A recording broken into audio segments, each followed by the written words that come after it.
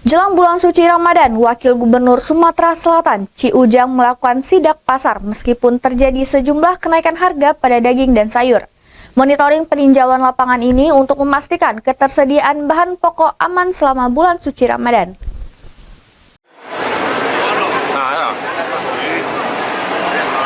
Jelang beberapa hari bulan suci Ramadan tahun 2025, Wakil Gubernur Sumatera Selatan Ci Ujang melakukan sidak di sejumlah pasar tradisional di Kota Palembang Rabu pagi. Monitoring peninjauan lapangan ini untuk memastikan ketersediaan bahan pokok pangan aman selama bulan suci Ramadan.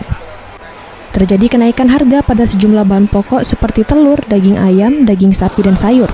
Harga telur sebelumnya kisaran Rp25.000 per kilogram, kini naik menjadi Rp28.000 per kilogramnya. Harga daging sapi mengalami kenaikan Rp10.000 dari harga sebelumnya Rp140.000 per kilo, kini menjadi Rp150.000 per kilogramnya.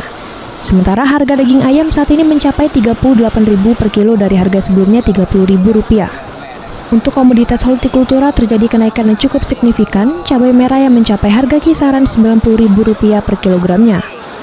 Alhamdulillah, walaupun ada kenaikan nggak terlalu jauh, paling 2.000, 3.000. Memang ada cabai rawit yang cabai setan itu agak tinggi naiknya, mungkin karena cabainya pedas, akhirnya agak tinggi dikit. Dan sortir, dia beli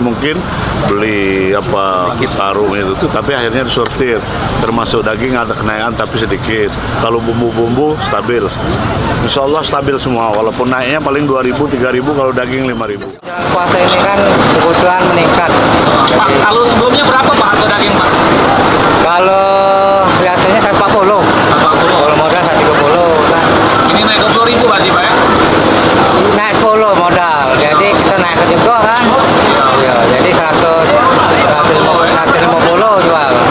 40 modal. Untuk memastikan kestabilan harga pasar selama bulan suci Ramadan, pemerintah Provinsi Sumatera Selatan juga akan menyiapkan program pasar murah bagi masyarakat.